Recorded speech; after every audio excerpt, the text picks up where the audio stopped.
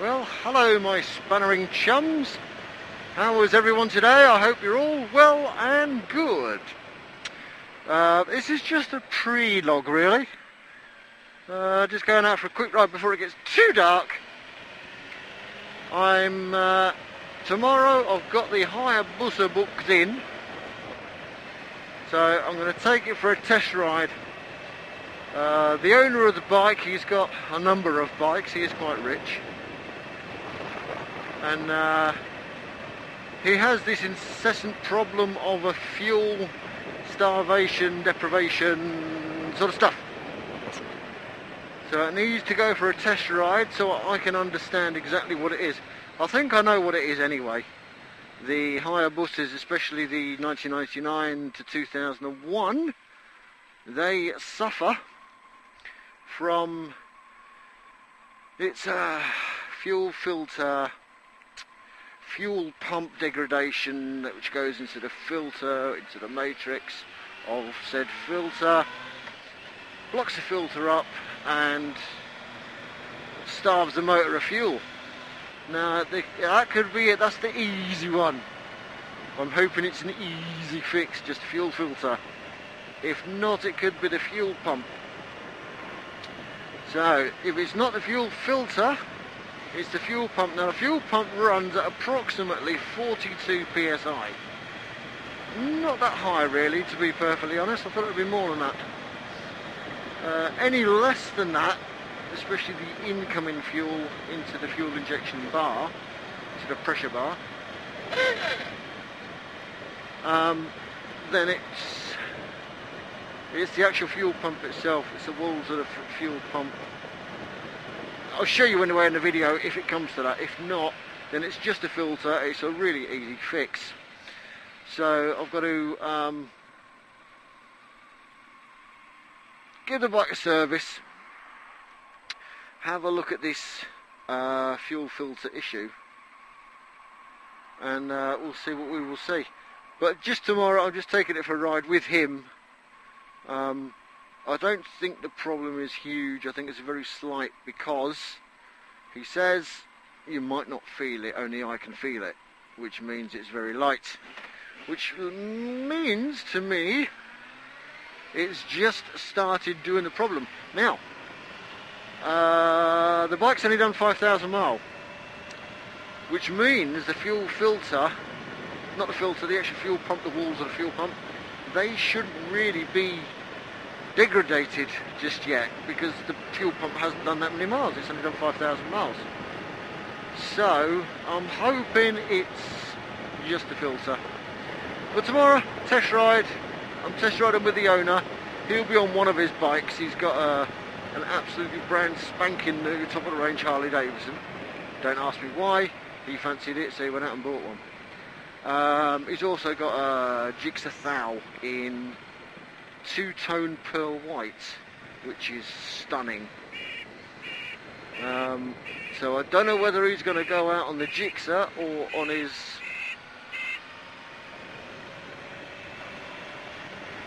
or he's going to go out on his Thumper. Fucking Harley Davidson, can you believe it? But we're going to go for a test ride tomorrow, and we shall see what we shall see. So it needs a full service. It's like I say, the bike is new to him. He bought it very, very cheaply. He's rode it a few times. He's noticed this little niche in the fuel. So he wants me to go over it from front to back, basically, which I will do. Check every single nut and bolt and give it a right good going over.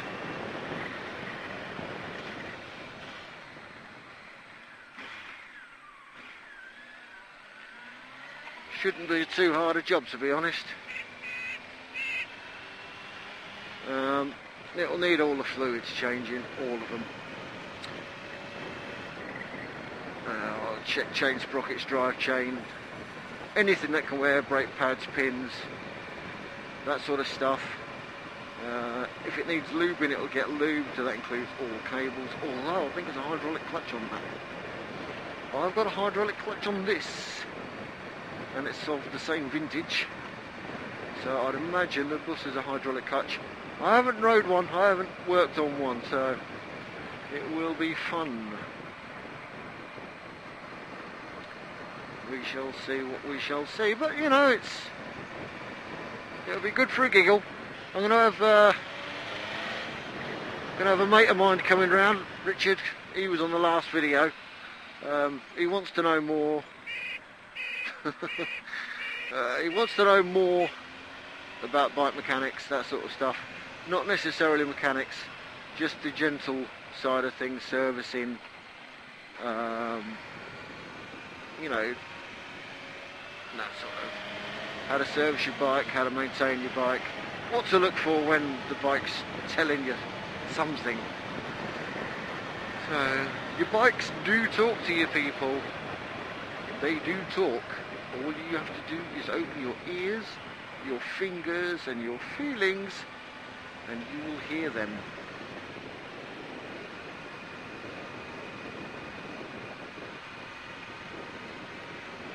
So I'm just out on a test drive, just doing a bit of a vlog here. And we shall see if it's working at all. And I'm trying to waste some petrol. 145. That's about right.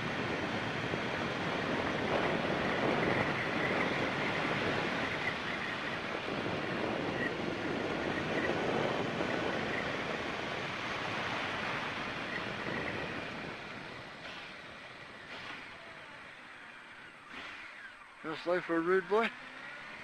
Jesus.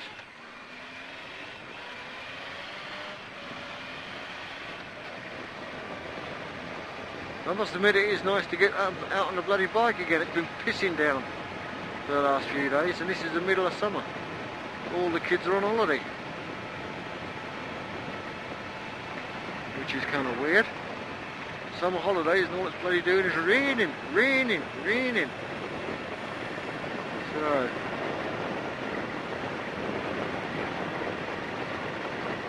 what have I been up to? Well, I've been following a YouTube series. There's this very nice young man.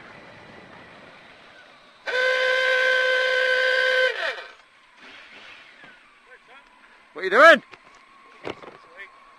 Don't you ever fucking cook?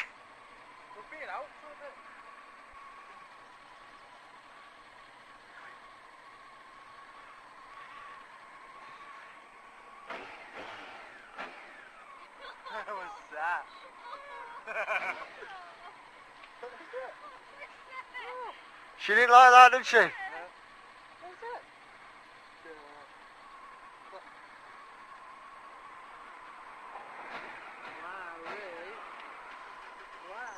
that? Yeah, I better move. Yeah. Right, see you later.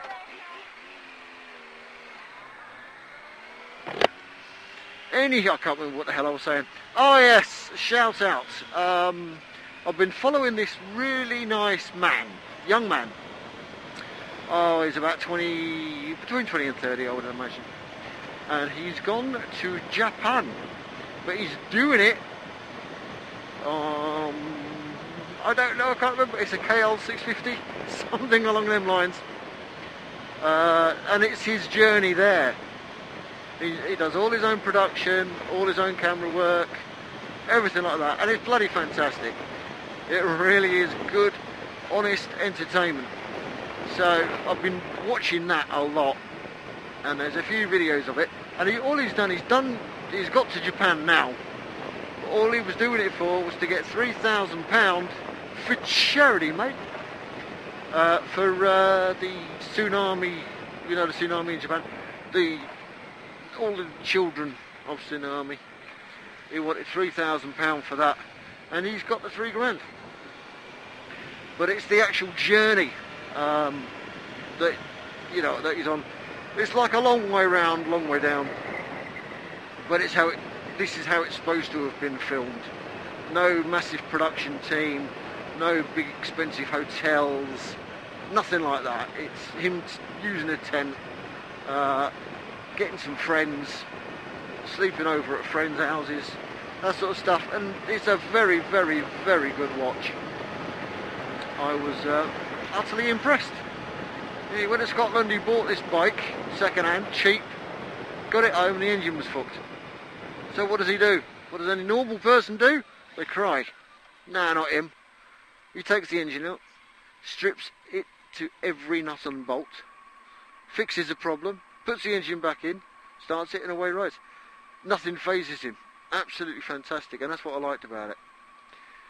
So I really enjoyed that video series. He's still got a few to put up, even though he's at Japan.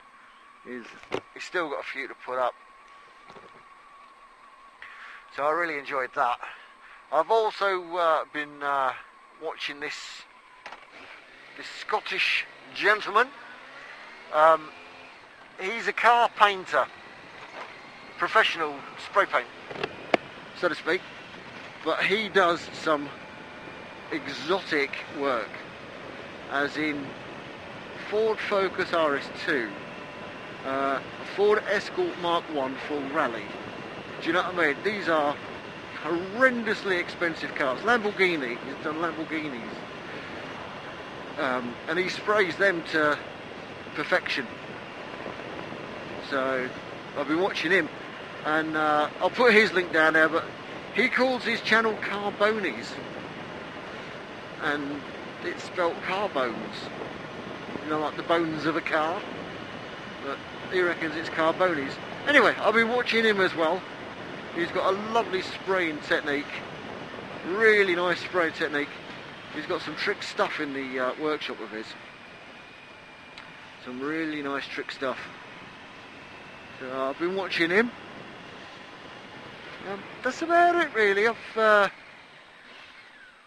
haven't really done a lot. I certainly haven't done any work in the garage. The last video I put up in the garage was with Car and Biker, just messing around with his rear brake. So I've got to take the busa for a test ride tomorrow. That'll be coming in the next couple of weeks. I've got the wife's birthday coming up next month, so we'll be going away on holiday for that. It's a special one. I did promise her a big birthday present, so we'll be doing that as well. Oh yes, I've fixed me bike ramp, so I'll be fixing that a bit more, just a little bit more.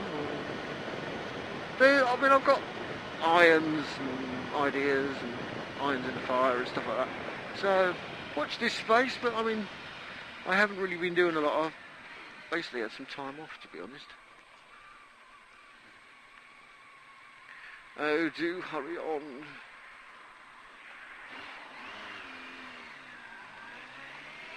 Right, so I shall see you guys later. Do me a favour, get some bloody sleep. See you later. Ta-da.